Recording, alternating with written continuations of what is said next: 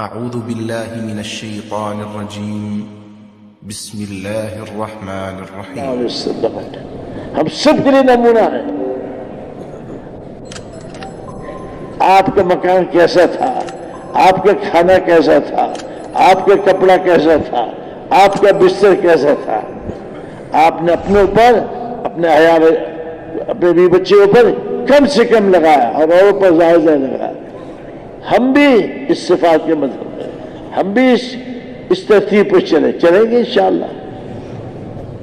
دوسری صفات جو ہے جو اللہ نے دی ہے, اللہ نے اس کو بڑا عظیم منصب عطا فرمایا, وہ نیابت انبیاء علیہ السلام, اللہ کا نائب بنایا, اللہ کے نبی کا نائب بنایا ہے.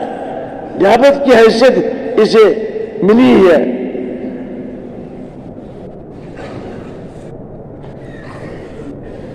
اور بحیثیت نیابت انبیاء کے سے کام کیا ہے, پوری انسانیت کو اللہ کی طرف بلانا. کیونکہ نبی صلی اللہ علیہ وسلم کے محنت کا میدان کو ایک ملک نہیں ہے, سارا عالم اور ساری انسانیت ہے.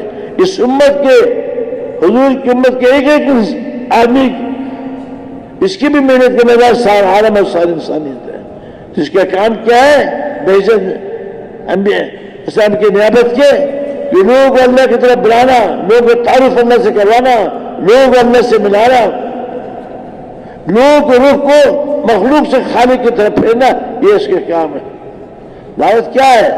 جب انسان ملک کی طرف, مال کی طرف, تجارت کی طرف, زراعت کی طرف, صنعت کی طرف, وزارت کی طرف بھاگتا ہے, بادشاہ کی طرف بھاگتا ہے, حکومت کی طرف بھاگتا ہے, اور اپنے مسائل کو حل کرنے کے لیے کبھی قوم کے نعرے لگاتا ہے, کبھی قوت کے نعرے لگاتا ہے, تو دعوت کیا کہتا ہے؟ انسان تو جس کی طرف بھاگ رہا ہے, جس کے پیچھے بھاگ رہا ہے, یہ سب مخلوق ہے, ان کے ہاتھ میں کچھ بھی نہیں ہے.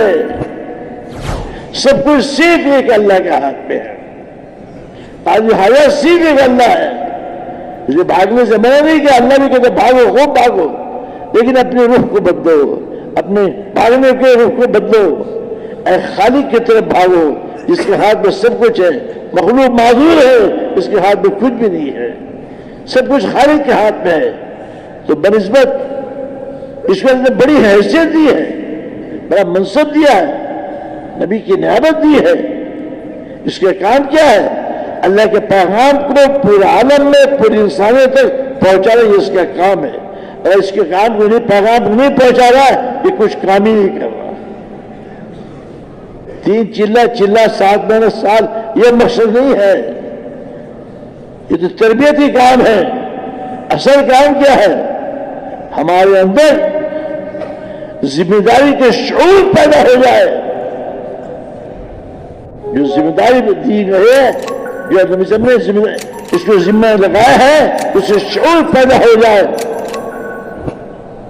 جس صحابہ کے اندر شعور پیدا ہو گیا تھا, پھر مال و جان وقت کا لگانے کے لیے آسان ہو گیا تھا, پھر گھروں کو چھوڑنا ان کے لیے آسان ہو گیا تھا, بھی بچوں کو چھوڑنا آسان ہو گیا تھا, ارے حتیٰ کہ بیت اللہ کو چھوڑنا بھی آسان ہو گیا تھا. تب جب ان کے اندر اپنی ذمہ داری کا شعور پیدا ہو گیا تھا کہ میرا کام ہی یہی ہے, نبی کے کام میرا کام ہے, نبی کی ذمہ داری میری ذمہ داری ہے, اس سے بڑھ کر اور کوئی کام ہی نہیں ہے. ومن احسن قولا ممن دعا الى اللہ وعمل صالحا وقال اننی من المسلمین. سب سے بہتر کام کیا ہے؟ لوگوں کو اللہ کی طرف بلانا, دعوت اللہ. اس سے بڑا کام ہے, اس سے بڑا کام ہی نہیں ہے. اور اس کام ہم نے کام ہی نہیں سمجھا. اسی لیے یہ یہاں جو ہم جمع ہوئے ہیں, اور تبلیغ کے نام سے جو سارے عالم میں سارے عالم میں تبلیغ کے نام چل رہا ہے, اور لوگ جو سارے عالم میں جا رہے ہیں, اور ہم جو جمع اس کا یہی مقصد ہے کہ اپنی اس کی ذمہ داری کا احساس دلانا ہے. پہلی امت جو تھی 100% اپنے کام سے واقف تھی, ذمہ داری کو پورا کر رہی تھی, اور اس کی سب کچھ جان مال لگا رہی تھی. لیکن یہ امت جو ہے اپنی ذمہ داری سے غافل ہے, 100% ناواقف ہے. اس لیے اس کو یاد دلایا اپنی ذمہ داری کا، اپنی ذمہ داری کو سمجھو جو اللہ نے، اللہ کے نبی نے تم پر یہ ذمہ داری لگائی ہے، اس ذمہ داری کو سمجھو، اس کے لے کے سارے عالم میں پھرو، یہی تمہارا کام ہے۔ جب پہلی امت اس ذمہ داری کو پورے کر رہی تھی تو سارے عالم کی امام بنی ہوئی تھی، سارے عالم اس کے غلام بنے ہوئے تھے، اور جب سے اس نے ذمہ داری کو چھوڑ دیا ہے یا سارے عالم کے غلام بنا ہوا ہے، اور حل کچھ نہیں ہے، حل وہی ہے یہ اللہ کے نبی نے کہا ہے، جو اللہ کے نبی نے کام دیا اس کو کام اپنا بناؤ، اس ذمہ داری کو اوڑھو، اس ذمہ داری لے کے سارا عالم پھرو۔ اللہ نے قرآن میں کہہ دیا ہے قل هذه سبیلی ادعو الی اللہ علی بصیرۃ انا ومن اتبعنی، اے میرے حبیب کہہ دیجئے آپ آخری نبی ہیں، آپ کے پاس کوئی نبی نہیں آئے گا، جتنے اور آدم کے اولاد اور ہوا کی بیٹیاں قیامت تک آنے والی ہیں آپ سب کے نبی ہیں، آپ کو ہم نے سب کو نبی بنایا ہے، آپ کے کام ہے لوگوں کو اللہ کی طرف بلانا، یہی آپ کا راستہ ہے، اور یہی آپ کی امت جو قیامت تک آنے والی اس کا بھی یہی راستہ ہے، اسی کا ہی سبیلی، یہی راستہ ہے، یہی کام ہے، تجارت بھی کام ہے، زراعت بھی کام ہے، سیاست بھی کام ہے، بادشاہت بھی کام ہے، لیکن بھی کام ہے، یہی کام ہے۔ سب شعبوں کو اس کام کے ساتھ جوڑو، یہی اصل کام ہے، یہی اصل کام ہے۔ دعوت اللہ کوئی معمولی بات نہیں ہے، اتنا اونچا کام ہے کہ آپ سوچ نہیں سکتے ہیں، لیکن دعوت اللہ بصیرہ یقین کے ساتھ دعوت دو، اس میں شک کی کوئی گنجائش نہیں، اس میں تردد کی کوئی گنجائش نہیں، اس میں اپنے عقلوں کو اور دماغ کو مت استعمال کرو، بنانے والے سے پوچھو، بھیجنے والے سے پوچھو یہ کیسے کرنا ہے، اور اس کو سمجھنے کے لیے نبی کی زندگی کو دیکھو، نظام مرتب ہے، کسی سے پوچھنے کی ضرورت نہیں ہے۔ نبی سے مجھے شروع میں کیا تھا؟ دعوت اللہ، آخر میں کیا تھا؟ دعوت اللہ۔ سارے انبیاء السلام جو نبی سے پہلا ہے ان کے بھی کام بھی دعوت اللہ، لوگوں کو اللہ کی طرف بلانا، لوگوں کو اللہ کا تعارف کرانا، یہی ان کا کام تھا۔ سب سے بڑے داعی کو اللہ یدعو الی دار السلام، لوگ جنت کی طرف بلا رہے ہیں۔ اللہ نے انبیاء السلام کو نبی کو دعوت سکھایا ہے، نبی نے ہمیں دعوت سکھایا ہے۔ اللہ بڑے ہیں اور یہ کام اللہ کی طرف سے آیا ہے، یہ کام بھی بڑا ہے۔ اللہ افضل ہے، یہ کام اللہ کی طرف سے آیا ہے، اس لیے کام بھی افضل ہے۔ تجارت بھی کام ہے، زراعت بھی کام ہے، سیاست بھی کام ہے، وزارت بھی کام ہے، بادشاہت بھی کام ہے، یہ سارے کام ہے، انجینئر بننا بھی کام ہے، ڈاکٹر بننا بھی کام ہے، لیکن یہ بڑا کام نہیں ہے۔ بڑا کام کیا ہے؟ دعوت اللہ ہے، لوگوں کو اللہ کی طرف بلانا ہے، لوگوں کو اللہ کا تعریف کروانا ہے، لوگوں کو اللہ کے ساتھ ملانا ہے، یہ بڑا کام ہے۔ اسی لیے اللہ پاک نے اس کام کے لیے، یہ کام افضل ہے، اللہ نے سب کو نہیں دیا، اللہ نے افضل انسان انبیاء السلام کو چنا اس کام کے لیے، چنا ہے اس کام کے لیے، اور سارے انبیاء کے سردار نبی صلی اللہ علیہ وسلم کو اللہ نے یہ کام دیا ہے۔ اسی لیے عبداللہ بن عباس رضی اللہ عنہ کا قول ہے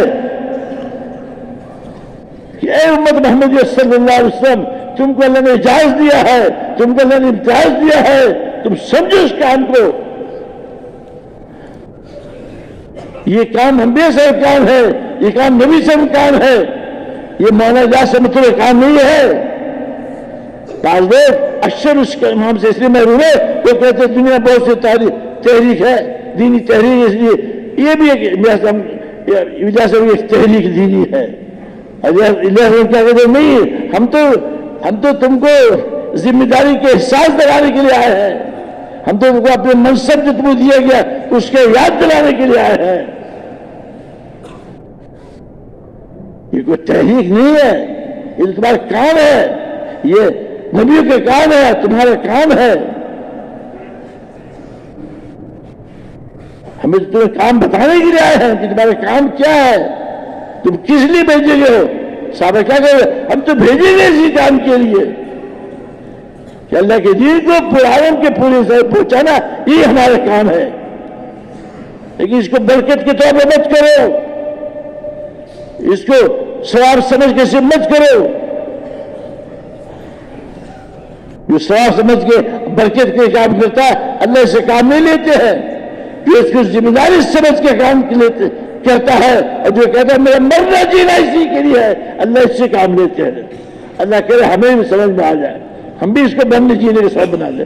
یہ تو ہمارے حیات ہے, موت کا سبب ہے یہ.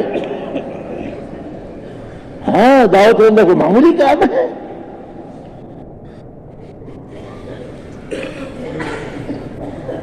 اور عمر رضی اللہ اور پھر کیا کہتے ہیں اے امت محمد صلی اللہ علیہ وسلم تمہیں اجازت ملا ہے جس سے انبیاء علیہ السلام کو پیغام رسائی کی وجہ سے اس کام کو لوگوں کو اللہ سے بلانے کی وجہ سے اللہ نے پورے مخلوق پر فوقیت دی ہے.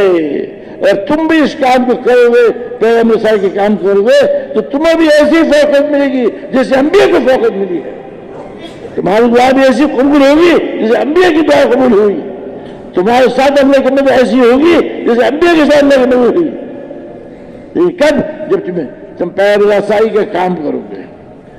اور عمر رضی اللہ عنہ پڑھتے تھے کنتم خیر امۃ اخرجت للناس تأمرون بالمعروف وتنہون عن المنکر وتؤمنون باللہ. جب پڑھتے تھے کہتے تم خیر امت ہو. خیر امت کے صف میں کھڑا ہونے کے لیے شرط ہے اللہ کے پیغام کو پورے عالم پوری ذات کو پہنچانا, یہ شرط ہے. نہیں کہ وہ کیسے خیر امت ہو. ہاں اللہ کرے گا اللہ ہمیں سمجھا دے. تم بھیجے اسی کے لیے ہو, تمہارا وجود اس کام کے لیے ہے. نبی صاحب نے اس انداز سے اس امت کے کام سمجھایا اس کے وجود اسی کے لیے. ایک آدمی بیت الخلا میں جائے اور 2 گھنٹہ رہ کے آئے اور کہ میں نے نہایا نہیں ہے, مانو گے آپ؟ نہیں مانو. کیا کیا؟ تو نبی صاحب امت ہو, مرد ہو چاہے عورت ہو, اور اس کام کو نبی کام کو اپنے کام نہ بنائے, دعوت اللہ کو اپنی زندگی کے مقصد نہیں بنائے, یہ ہو نہیں سکتا ہے. یہی کام اس کا ہے, اسی کام کو کرنا ہے, اسی کام کے لیے بھیجے گئے ہو. یہ امت بہت ہی قیمتی ہے. اپنے مقام کو سمجھے, اپنے منصب کو سمجھے. پہلی امت نے اپنے کام کو سمجھا تھا, اس لیے ہر چیز قربان کرنے کو تیار تھے. وہ فخر سے اظہار کرتے تھے میرا کام ہی یہی ہے, مجھے بھیجے گی اس لیے کام کے. لیکن بدقسمتی سے ہم 100% اس کام میں واقف ہیں. ایک تو اس کام کی طرف آنا ہمارے لیے مشکل ہو گیا ہے, جو ہم نے اپنے منصب کو پہچانا نہیں ہے, ہم نے اپنے کام کو سمجھا نہیں ہے, اس سے آنا مشکل ہو گیا. اور جو اس کام کو سمجھتے بھی ہیں وہ بھی کیا کہتے ہیں, وہ بھی اللہ کے نظام اور نبی کے ترتیب پر چلنے کو تیار نہیں ہے. اس لیے یہ نیت کر لو اس کام کو کرنا ہے. اور کرنا کیسے ہے؟ اللہ کے نظام اور نبی کے ترتیب پر کرنا ہے. کریں گے انشاءاللہ. ہاں ہم اسی لیے یہاں بیٹھے ہوئے ہیں. سارے کاموں کو, کسی کام کو چھوڑنا نہیں ہے. یہ نہیں کہا تجارت چھوڑ دو, زراعت چھوڑ دو, سیاست چھوڑ دو, وزارت چھوڑ دو, مرد بن جائے, یہ نہیں کہا. یہ کہا لوگ سمجھتے تبلیغ میں جا تو بس کسی کام کے نہیں رہے گا. ارے یوسف علیہ السلام وزیر تھے کہ نہیں تھے؟ یہ اندر کا نایا بنا تھا, اللہ کے ساتھ تعلق تھا, اپنی وزارت میں کامیاب ہوئے کہ نہیں ہوئے؟ بتاؤ. ہوا نا. سلیمان علیہ السلام بادشاہ تھے کہ نہیں تھے؟ کہا بادشاہ چھوڑ دو. اپنے بادشاہ میں اللہ اکبر کو داؤد کے ساتھ جوڑا تو اپنے بادشاہت میں کامیاب ہوئے. منع نہیں کیا کہ بادشاہ چھوڑ دو, وزارت چھوڑ دو. عبد الرحمن بن عوف بڑے تاجر تھے, انہیں کہا تجارت چھوڑ دو. ہمارے کام میں رہبانیت نہیں ہے, لیکن ہمارے کام میں حیوانیت بھی نہیں ہے, شیطانیت بھی نہیں ہے. ہم بھی سامنے سے آتے تھے کہ انسانوں کو شیطانیت سے اور حالات والی زندگی سے نکال کر انسانیت والی زندگی میں لائے. انسان جنت میں جائے گا. انسان بن کر چلو, اللہ خود کہتے ہیں انسان بن کے چلو گے پھر میں تیرے ساتھ ہوں گا. جب تم انسان بن کے چلو گے تو میں تمہارے ساتھ ہوں گا, ورنہ تمہارے ساتھ نہیں ہوں گا. اور سب سے بہتر انسان کون ہے؟ جو خود دین پر پورا چلے اور پوری انسان کو دین پر چلنے کی دعوت دے. یہ ایک نمبر کے انسان ہے. اس کے ساتھ وعدہ دنیا میں بھی ہے اور مرنے کے بعد آخرت میں بھی ہے. اور دوسری عبادت میں لگا ہوا ہے اور دعوت کے کام چھوڑا ہوا ہے, اس کام کو کہانی نہیں سمجھتا ہے. जिंदगी का मकसद ही नहीं समझता है, इसके लिए इबादत पर तो वादा है, इसको आखिरत में जन्नत मिलेगा, दुनिया में कोई इसके लिए वादा नहीं है, क्योंकि आप काम नहीं कर रहे हैं। काम पर वादा है, काम पर वादा है। क़यामत के मैदान में सबसे पहली सफ अंबिया इस्लाम की होगी, दूसरी सफ इस उम्मत की होगी जिसने इस काम को अपना काम बनाया है, जिसने दाऊद इलाही को अपनी जिंदगी का मकसद समझा है। जन्नत में सबसे पहले अंबिया इस्लाम जाएंगे, उसके बाद कोई जाएगा, उस दिन की उम्मत जाएगी, ये दाऊद के काम को अपना काम बनाया। इस उम्मत के फराइज नबी के फराइज के बराबर है, इस उम्मत के नबी के नवाफिल के बराबर है। ये मत अपने मुकाम नहीं समझा है। इस रास्ते में अगर ठोकर लग जाए और खून निकले तो अल्लाह सारे गुनाहों को माफ कर देते हैं। कितना ऊंचा रास्ता है जिसको हमने रास्ता ही नहीं समझा है, इतना ऊंचा रास्ता है। इसीलिए कहते थे मोहम्मद रहमतुल्लाह अलैह कि ये तो नबी के वक्त का हीरा है।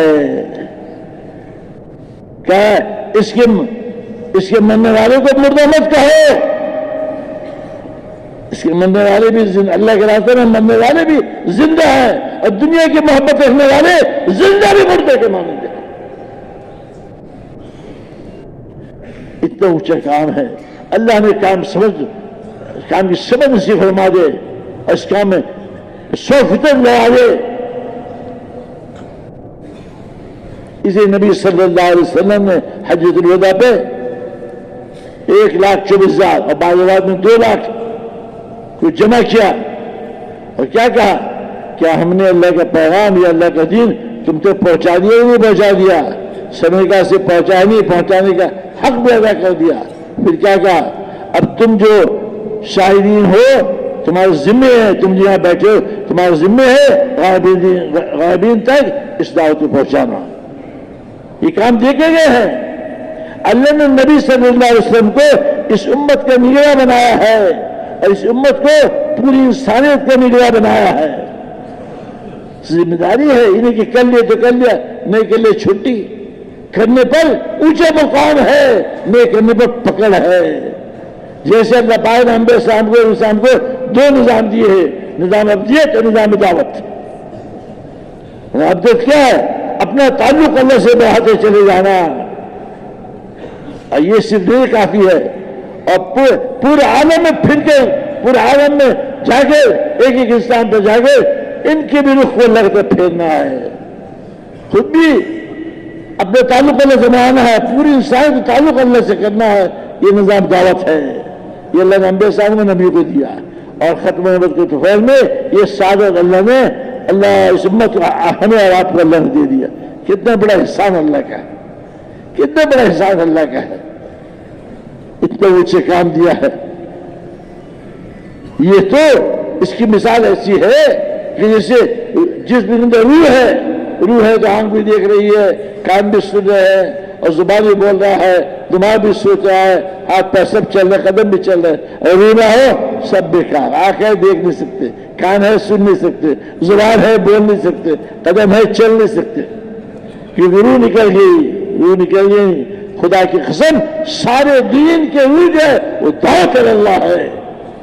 दावत से नमाजों के अंदर खुशी आएगा, दावत से रोजे के अंदर तक़वा पैदा होगा, दावत से ज़कात के अंदर यतीमों और गरीबों की मोहब्बत आएगी, दावत से हज करने के नाम मुस्लिम आएगा। दावत के बगैर ऐसा है जैसे जिस बगैर रूह के है। जैसे 13 साल नबी साहब ने क्या किया और अंबिया साहब ने क्या किया, दावत ही दी ना, नमाज तो बाद में आया। दावत से बढ़कर कोई काम नहीं है, सबसे ऊंचा काम है।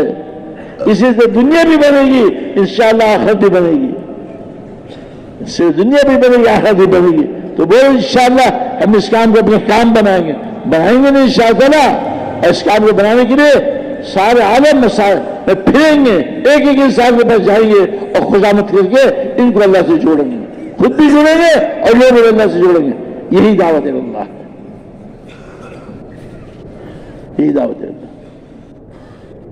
ये दूसरी निस्बत है। तीसरी निस्बत क्या है? ابدیت کی نسبت ہے. اللہ بڑے ہیں, اللہ کی بڑائی کی کوئی حد نہیں ہے.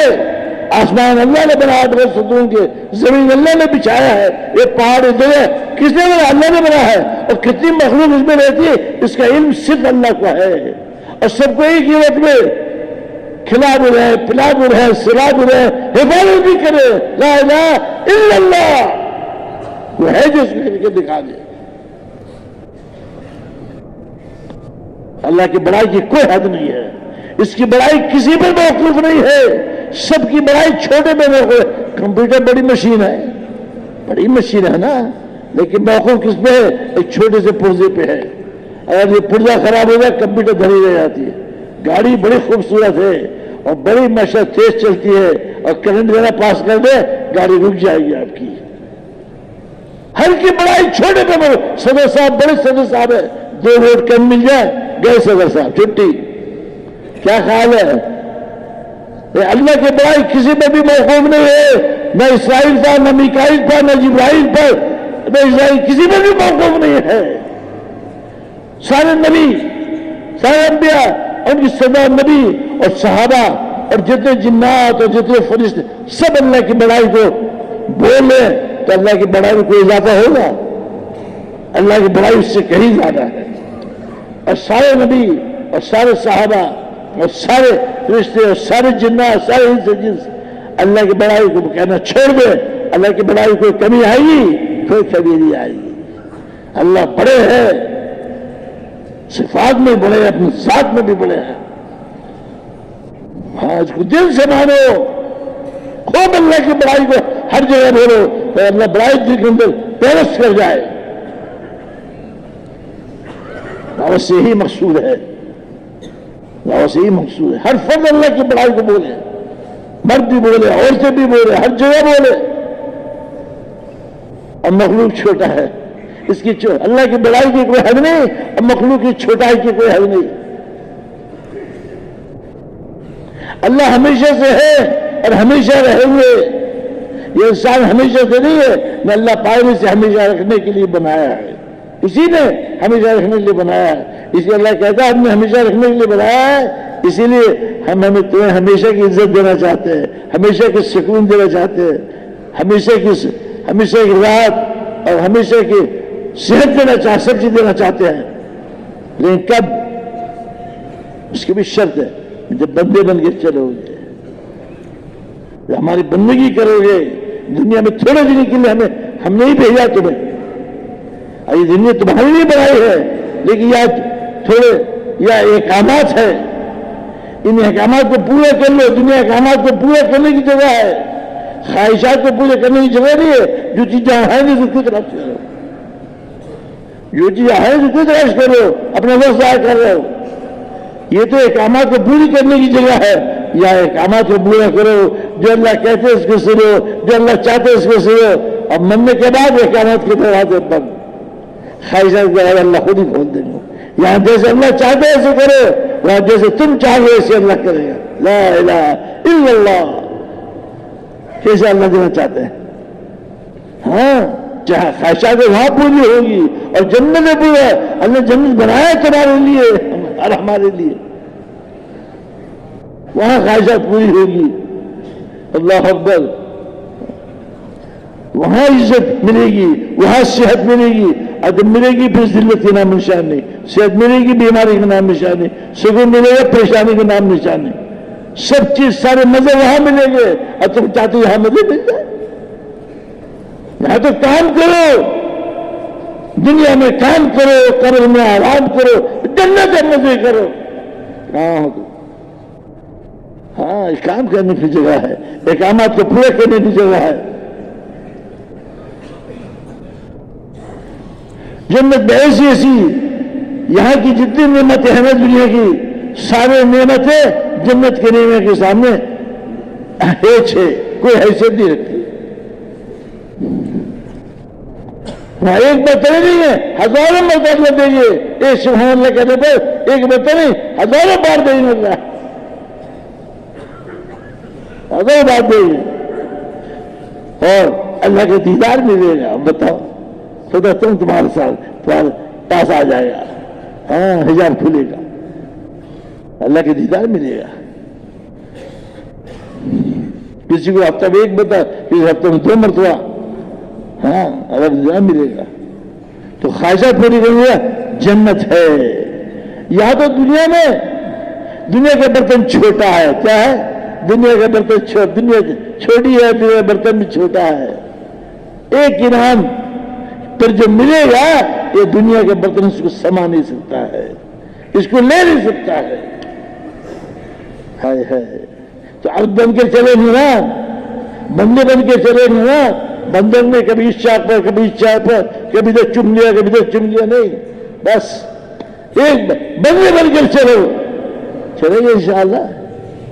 اور چوتھی نسبت جو ہے وہ حیوانیت کی نسبت ہے. اللہ نے اس انسان کے اندر خواہشات بھی رکھی ہے اور ضروریات بھی رکھی ہے. جب یہ خواہشات کو، اپنی خواہشات کو پورا کرنے کے لیے لوگوں کی ضروریات کو پائمال کرتا ہے، یہ درندے کے اعلیٰ درجے پہ چلا جاتا ہے. آج یہی ہو رہا ہے، اپنی خواہشات پورا کرنے کے لیے لوگوں کی ضروریات کو پائمال کر رہا ہے. یہ درندے سے زیادہ آگے بڑھا ہوا ہے. انسان اگر بڑھیا چیزوں پہ محنت کرے گا تو بڑھیا بنتا چلا جائے گا، اور گھٹیا چیزوں پہ محنت کرے گا تو گھٹیا بنتے چلے جائے گا. اختیار ہے. تو بڑھیا چیزیں محنت کریں گے نا. بڑھیا چیز وہ ہے جو اللہ نے بتایا، اللہ کے نبی نے بتایا، وہ بڑھیا ہے نا. اپنا نفس جو میں آتا وہ تو نہیں ہے. ہمارے نبی صلی اللہ علیہ وسلم اور نبی میں فرق ہے. جتنے نبی ہیں انہوں نے اپنی امت کو صرف عبادت سکھائی ہے. ہمیں نبی صلی اللہ علیہ وسلم کیا احسان ہے، ہمیں عبادت بھی سکھائی اور نبی والا کام بھی سکھایا. عبادت بھی دی اور نبی والا کام بھی دیا. کتنا احسان ہے اللہ کا، اللہ کا نبی کا ہم پر، آپ پر. کتنا احسان ہے. نبی والا کام بھی دیا ہے. نبی صلی اللہ علیہ وسلم نے جتنا وقت امت کو دین سکھانے لگایا ہے، اس سے زیادہ وقت امت کو دین کی محنت کو سکھانے میں لگایا ہے. فرق دین سکھانا، دین کی محنت سکھانا، فرق ہے کہ نہیں؟ مولانا یوسف فرماتے تھے کہ نبی صلی اللہ علیہ وسلم نے جتنا محنت امت کو دین سکھانے میں لگایا ہے، اس سے زیادہ محنت امت کو دین کو پھیلانے اور دین کو محنت کو سکھانے میں لگایا، پھیلانے میں لگاؤ.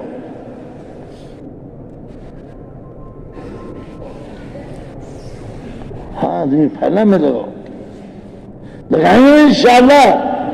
امین سے نسبتوں کو سامنے رکھ کے چلے گا نا، نہ اپنے کھانے پینے میں لگے رہیں گے. جب یہ 3 نسبتیں ٹھیک ہو جائیں گی تو چوتھی نسبت خود بخود ٹھیک ہو جائے گی. آج مشکل یہ ہے کہ مردوں نے کمائی کو اپنی زندگی کا مقصد بنایا.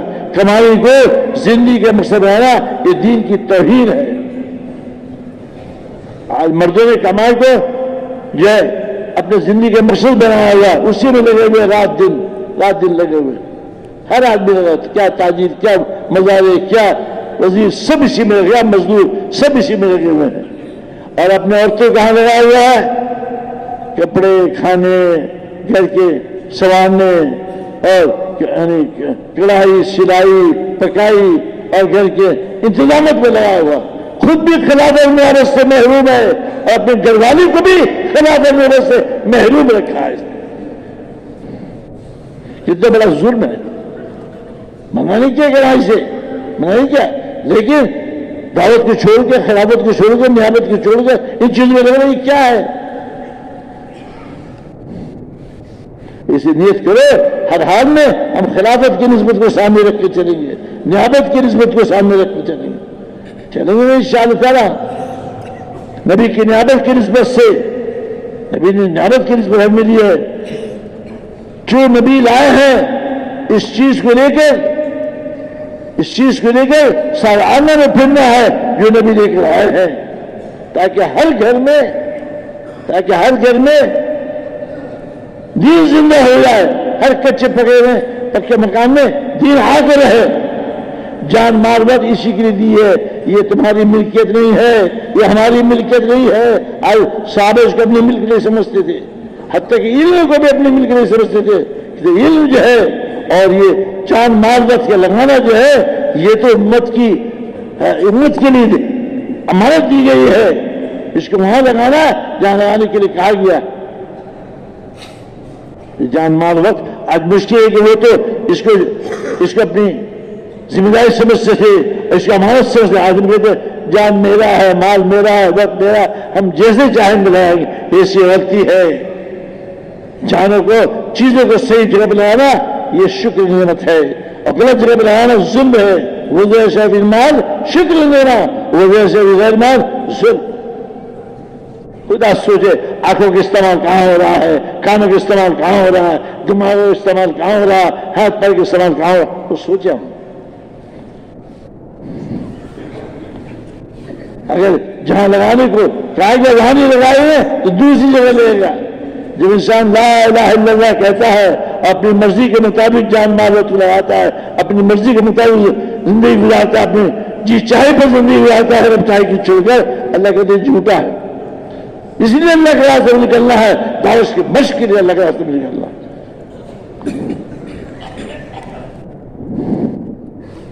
دعوت کی مشق کے لیے اللہ کے راستے میں نکلنا ہے۔ دعوت سب سے اونچا کام ہے۔ کھانے کو ملے تو بھی ٹھیک ہے، نہ ملے تو بھی ٹھیک ہے۔ عائشہ صدیقہ فرماتی ہے، ارے کہاں عائشہ سے فرماتی ہے میرے گھر میں 3 چاند ہو آتے تھے اور ہمارے گھر میں چولہا نہیں جلتا تھا، نہ کھانے کو ملتا تھا نہ پینے کو ملتا تھا۔ جس دن نبی صلی اللہ علیہ وسلم انتقال ہوا اس دن چراغ جلانے اور موم بتی جلانے کو تیل بھی نہیں تھا۔ اربع رضوان پوجا کیا خالہ جان، تیل بھی نہیں تھا چراغ جلانے کا۔ کہا کہ تیل ہوتا تو بھوک کے مارے پیاس کے مارے اس کو پی نہ لیتے۔ یہ حال تھا نبی کے گھر کا، فاقے پاس گزر رہا تھا۔ حالانکہ معیار کون ہے؟ نبی سے کبھی ایک وقت کے بھی کھانا پیٹ بھر کے نہیں کھایا اور دعوت کام پورا کیا۔ ہم تو 3 وقت کھا رہے پی رہے پھر بھی دعوت کام نہیں کر رہے۔ ہے کہاں کیا جواب دیں گے اللہ کیا؟ سوچو، یہ کوئی تقریر نہیں ہے، یہ تو سمجھنے کی بات ہے۔ اپنے کام کو سمجھو۔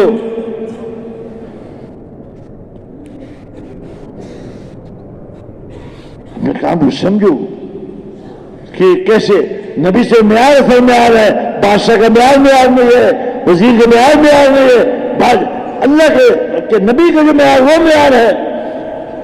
نبی کا سب سے بڑھیا کپڑا کس کا ہے؟ نبی کا۔ سب سے بڑھیا کھانا کس کا ہے؟ نبی کا۔ سب سے بڑھیا مکان کس کا ہے؟ نبی کا۔ سب سے بڑھیا جوتے کس کا؟ نبی کا ہے کہ نہیں ہے؟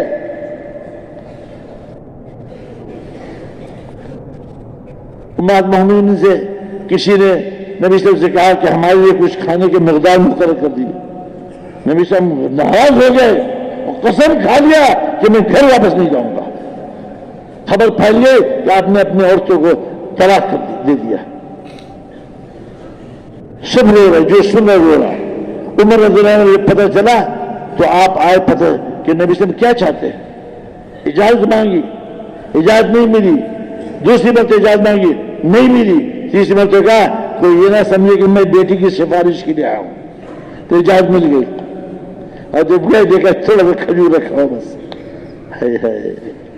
آپ نے نبی صلی اللہ علیہ وسلم کے جو غم تھے اس کو ہلکا کرنے کے لیے تھوڑا سا مذاق کیا، تو نبی صلی اللہ علیہ وسلم کے گھر والوں کا کام کھانے پینے پہ نہیں لگا، خود بھوکے رہتے تھے، اوروں کو کھلا دیتے تھے۔ جب انسان آدمی بنانے پہ آتا ہے تو چیزوں کو بنانے میں کمی آتی ہے، اور جو انسان چیزوں کو بنانے میں آتا ہے آدمی کو بنانے میں کمی آتی ہے۔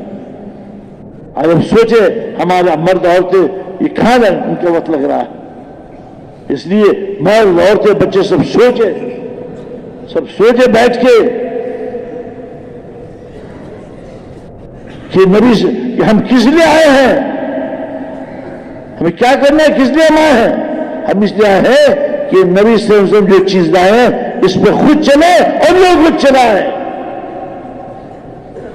ہم اس پہ خود چلیں اور لوگ خود چلائیں۔ ہم اچھے کھانے، اچھے کپڑے، اچھے سواری، اچھے مکان بنانے کے نہیں آئے ہیں۔ یہ تو ہماری ضرورت ہے، اس کو کرنا ہے، کرنے سے منع نہیں کیا ہے، لیکن اس کو مقصد پہ قربان کرنا یہ کیا ہے؟ ضرورت کے مقصد پہ قربان کر دینا. ہماری بنیادی ضرورت جو ہے یقین کو بدلنا ہے. دعوت کیا ہے؟ یقینی کی تبدیلی کے نام دعوت ہے. یقین کو بدلنا ہے. ہمارے دل کے یقین صحیح ہو جائے. زندگی کو اللہ بناتے ہیں, اپنی قدرت سے بناتے ہیں, اور ہم سب محتاج ہیں اللہ کے. ہم اللہ کے حکموں کو نبی کے طریقے سے پورا کریں گے, اللہ ہماری زندگی کو بنائیں گے, ہمارے بیوی بچے کی زندگی کو, ہمارے نسلوں کی زندگی کو بنائیں گے, پوری انسان کی زندگی کو بنائیں گے. اب کر کے تو دیکھیں اللہ کے حکموں کو پورا کیجیے, اور نبی کے طریقے پورا کیجیے. اور اللہ کے حکموں کو توڑ کر نبی کے طریقے کے چھٹی دے کے اس کی شرابوں کو نکال کر اگر آپ ان چیزوں میں لگیں گے تو اللہ مصیبتیں لائیں گے, پریشانی لائیں گے.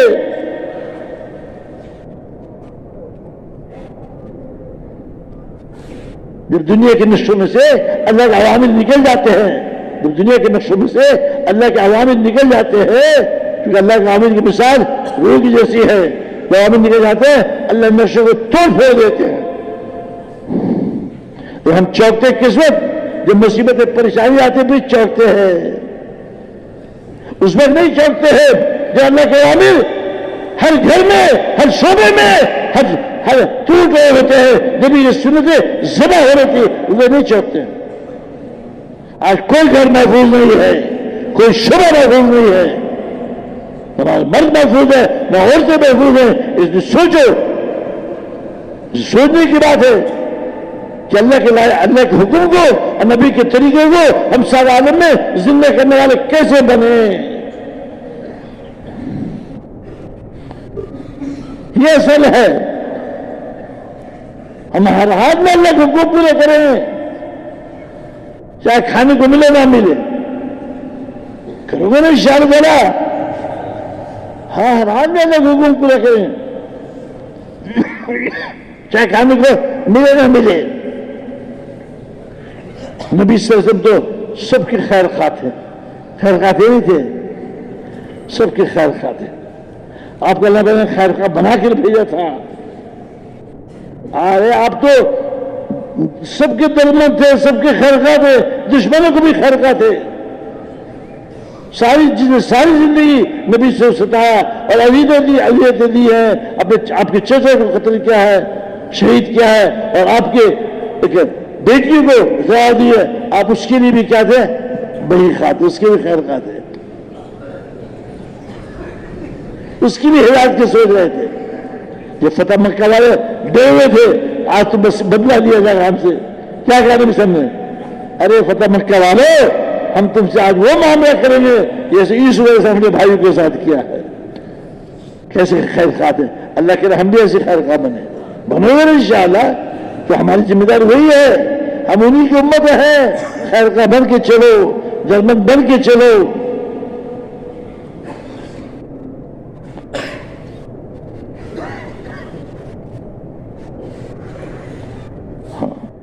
کچھ ہو رہا ہے ہمارے پاس, ہمیں ہر مسکان اللہ کو پورا کریں گے. نبی صلی اللہ علیہ وسلم کے پاس ایک صحابی آ رہے تھے. سمجھو ایک صحابی آ رہے تھے نبی کے پاس. تو نبی صاحب نے اپنی بیٹی سے کہا, ہے میری بیٹی صحابی آ رہے, پردہ کر لو. ہے میری بیٹی صحابی آ رہے, پردہ کر لو. بیٹی نے کیا جواب دیا؟ آپ بازار ان کو روکیے, میرے پاس کوئی کپڑا نہیں ہے. نبی کی بیٹی ہے, صحابی آ رہے ہیں اور نبی کہہ رہے ہیں پردہ کر لو. کہ میرے پاس کپڑا پہننے کو نہیں, پردہ کیسے کروں؟ یہ نبی کی بیٹی کا حال تھا. ہمارا کیا حال ہے؟ یا تو نبی والا لوگ نبی کو اپناؤ, یا کیسے کسی کو اپناؤ. یا تو نبی والا جذبہ ہو, یا کیسے قلبوں کا جذبہ ہو. صحابہ صحابیات کیا کہتے تھے؟ ارے جان جا سکتی ہے, ان کے کہہ رہے صحابہ صحابہ جان جا سکتی ہے, لیکن دین کے کام میں کمی نہیں آ سکتی ہے. جان جا سکتی ہے, دین کے کام میں کمی نہیں آ سکتی ہے. یہ جذبہ نبی کے گھر والوں, صحابہ کے گھر والوں سب کو تھا. یہ جذبہ ہمارا کیسے بنے؟ ہم کیسے اس جذبہ پہ آئے؟ کیسے جذبہ پہ آئے؟ سوچو. اسی لیے یہاں بیٹھے ہوئے ہیں. ہم کیسے اس جذبے پہ آئے جس جذبے پر نبی گھر والے تھے اور سارا صاحب گھر والے تھے. ہم کو اس جذبے پہ خود بھی آنا ہے اور اس جذبے پہ سب کو لانا ہے. یہ ہمارا کام ہے. کبھی کی مٹی کسی میں بھی نہیں چھوڑے گی. اور اس کام کو کرنے کے لیے پورے دین کو اپنے اندر زندہ کرنا ہے اور پوری انسانیت کو اپنے دین زندہ کرنا ہے. یہ مصیبت جو مربوط ہے پورے دین پر ہے. جب پورے دین زندہ ہوگا تو ساری مصیبتیں اللہ خود اٹھا لیں گے. مصیبت اس لیے آتی ہے کہ ہم نے اللہ کے کام کو کام نہیں بنایا, نبی کے کام کو اپنے کام نہیں بنایا, سارے کام کو اپنے کام بنایا, لیکن اللہ کے نبی کے کام کو اپنے کام نہیں بنایا. دعوت اللہ کو کام نہیں بنایا. تو بنائیں گے نا انشاءاللہ. اس کی عزم کیجیے. اسی لیے بیٹھنا ہے. کوئی تقریر مسعودی نہیں ہے. ہمیں جس پہ لانا ہے ہم ایک سارے عالم میں پھریں گے. ایک انسان پر جان مار کر جا کے اس کو اللہ سے جوڑیں گے. یہ ہمارا کام ہے. ہمارا بھی یہ کام ہے, ہمارے عورتوں کا یہ کام ہے, ہمارے جوانوں کا یہ کام ہے, اور سب کا یہ کام ہے. اسی کے کام کے بارے میں المسئول سلسل یوم القیامہ, ذمہ دار کو ذمہ داری کے بارے میں پوچھا جائے گا. یہ معمولی چیز نہیں ہے.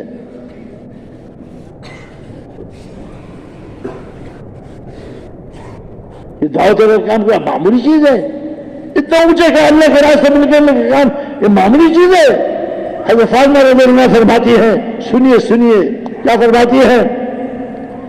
نبی اسلام سے دنیا سے جا رہے تھے, جدائی ہو رہی تھی, سخت بیمار تھے, ایسا سخت وقت تھا. فرمایا مجھ پر جو مصیبت پڑی ہے, فاطمہ فرماتی ہے, مجھ پر جو مصیبت پڑی ہے, اور یہ مصیبت دن پہ پڑے تو دن رات بن جائے, اور اگر مصیبت رات پہ پڑے تو رات دن بن جائے.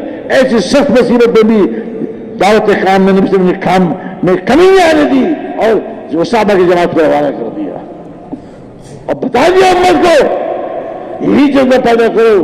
یہ جذبہ تمہارا بھی ہو, تمہارے گھر والوں کو بھی ہو, سب کو اس جذبہ خود کے اندر لانا ہے اور اوروں کو اندر لانا ہے کہ دعوت کام سب سے اونچا کام ہے. اس کے مقابلے میں کوئی کام نہیں ہے. صحابہ کو رضی اللہ عنہ کو محبت تھی نبی صلی اللہ علیہ وسلم, اتنی محبت تھی کہ آپ سوچ نہیں سکتے. آپ کے دیکھے بغیر رہ نہیں سکتے تھے. دیکھے بغیر رہ نہیں سکتے. کبھی حجرے میں دیکھتے تھے, کبھی تہجد کو دیکھتے تھے. ایک رات سارے صحابہ بیٹھ کے سوچ رہے کہ یہاں تو نبی صلی اللہ علیہ وسلم سے ملاقات ہو آتی ہے, اور نبی سے اور جو ہے لیکن ہم جنت میں نبی سے مل کے بغیر ہم کیسے رہیں گے, جنت میں نبی سے بغیر کیسے رہیں گے. یہ سوچتے صبح کر دیا. ہمیں کیا محبت ہے. کام کے ساتھ محبت ایسی ہو آتی ہے نا کہ ان کے کام کو میں کمی نہیں آ سکتی. پھر صبح میں گئے بتانے کے لیے کو جبریل امین اتر گئے کہ جو جس کے ساتھ محبت کرے گا اس کے ساتھ جنت میں وہ ہوگا. خوش ہو گئے. پھر بھی صحابہ نے کیا کہا نبی صلی اللہ علیہ وسلم سے جب کہا کہ مدینے کے باہر جا کے ٹھہرو, کہا کہ حضور آپ سخت بیمار ہیں, سخت علیم ہیں, بس تھوڑا سا مہلت دے دیجئے, آپ کی تھوڑی سی صحت مل جائے پھر ہم چلے جائیں گے. کیا ایک لمحہ کے لیے بھی مہلت نہیں دیں گے؟ میں نہیں چاہتا میری موت سبب بنے لوگ اللہ کے راستے میں روکنے سے, نکلنے سے. کیا جواب تھا؟ سوچو کیا جواب تھا. اور یہی ہوا. کیا جاؤ مدینہ سے باہر جا کے ٹھہرو, مدینہ سے باہر جا کے ٹھہرو. اور نبی صلی اللہ علیہ وسلم کا جب انتقال ہو گیا, ابو بکر صدیق رضی اللہ عنہ خلیفہ بنے. سوچو خلیفہ بنتے ہی